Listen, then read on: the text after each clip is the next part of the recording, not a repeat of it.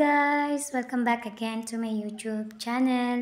For today video guys, I share ko sa inyo kung paano nga ba tayo mag-convert ng ating mga Ggives into cash. So guys, sorry guys, yung paunang video ko pala guys ay dinelete ko guys.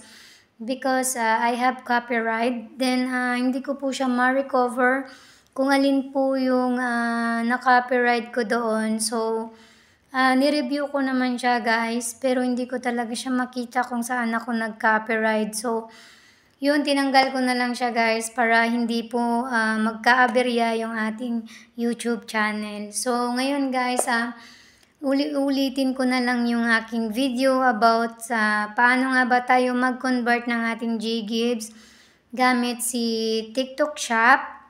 And paano nga ba natin siya i-convert into cash? So, based on my experience guys, kailangan po natin na humanap ng legit na seller and doon po magpo-proceed tayo sa shop niya. And yun na nga guys, mag-order lang tayo ng mga item na gusto natin. And then, yun nga guys, kapag naka-order ka na guys, so yun lang, yun na, pag-uusapan nyo na lang ng seller kung paano nyo gagawin yung pagko-convert ninyo dalawa. So, kayo po talaga yung mag-uusap. So, before that guys, paalala ko lang guys, unang-una dapat nyong gawin bago po kayo mag-order kay TikTok.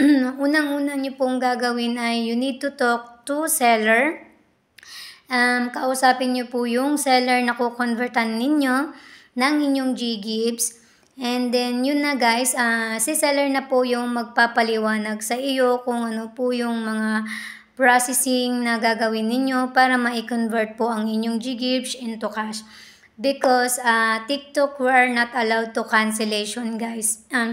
Marami po kasing nagka-cancellation ng TikTok Shop. But si TikTok kasi guys ay napaka-stricto. So yun, doon tayo guys. Doon tayo. Napaka-stricto po ni TikTok Shop guys. Bawal po sa kanya yung cancellation.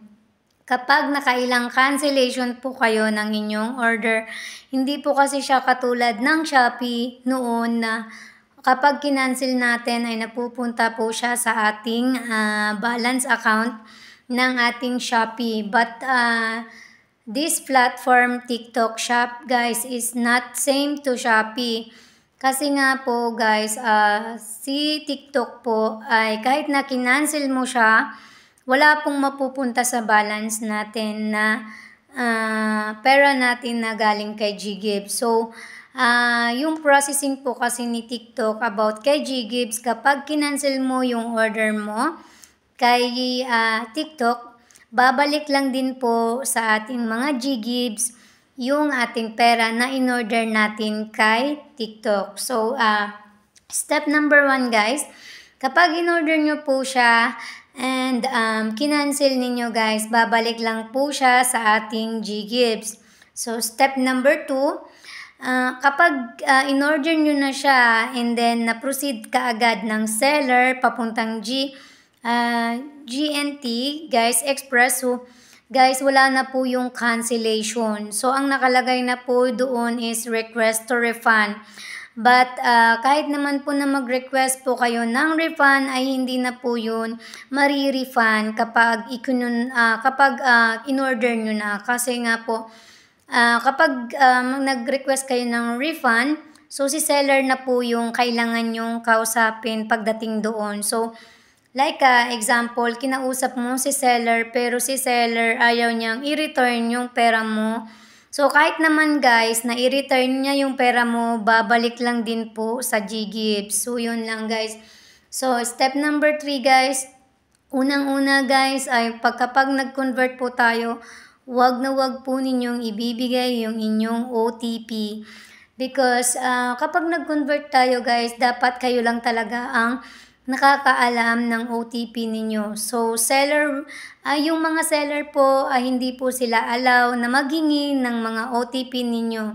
So, yan po yung lagi nyong tatandaan. Kapag humingi sila ng OTP sa inyo, na actual, yung bang minessage ka tapos sasabihin niya na, ma'am, hihingiin ko yung OTP mo. No, the big say no, wag po nyo ibigay kasi kapag sinabi na hihingiin po yung OTP nyo, ibig sabihin po, scammer po siya. Hindi po siya legit na nagko-convert or nagtitrade ng GGIF. So, yan po yung lagi ninyong tatandaan, guys.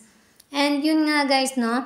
And paano ba ako makakahanap ng seller na maaari ko pong kausapin na ganoon, i-convert mo yung GGIFs mo? So, well, I will suggest you guys na humanap kayo ng seller na talagang yung legit talaga siya 100%, and sa mga wala palang kakilala dyan, ay maaari po kayong lumapit sa akin at tutulungan ko po kayong ma-convert yung inyong mga GGIFs. So, yun guys, no? And about pala sa may mga Rivi credit na hindi nyo nagamit, diba? Yung Rivi credit natin guys is 70% lang yung pwede natin kunin. So, si Rivi credit din pala guys is allowed din po siyang, maaari nyo po siyang i-order kay shop, doon kay TikTok shop. And yun na nga guys, alam nyo na yun kung ano yung gagawin doon kasi sinabi na natin sa first natin sa video. So, yun na nga guys, kailangan nyo po kausapin yung seller about that. So, yun guys, no? And I hope guys na makatulong ako sa inyo na yung sa mga walang kakilala dyan ay maaari po kayong lumapit sa akin. And sa mga magtatanong, real time po ba yung pagtitrade ng GGIF? So, my answer is no. Guys, hindi po siya real time. Mag-aantay po tayo ng 7 days kasi yun po talaga yung rules. 7 days po talaga yung aantayin natin. So, mahaba-haba po yung processing. So, dapat din po mahaba po din yung ating pasensya about doon sa pagko-convert natin guys. At kung sinasabi ng iba, bakit nga ba sobrang laki ng mga fee ng iba? So, my answer guys is, I don't know. Hindi ko po alam kung bakit ang taas ng mga fee ng iba kapag nagko-convert tayo ng ating mga GGIFs.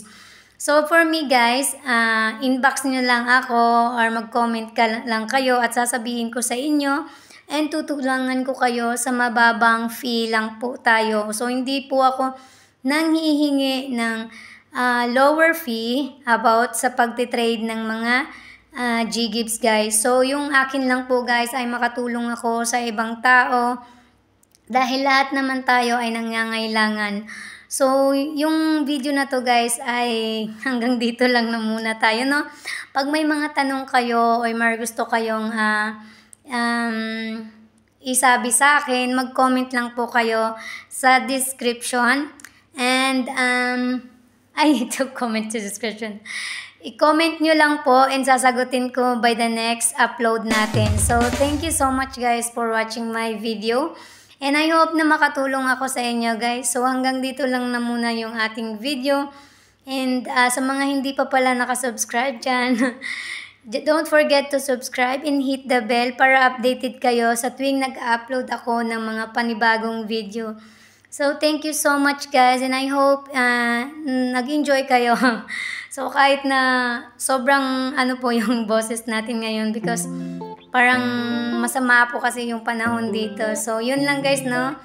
And have a good day all and thank you for watching again my video.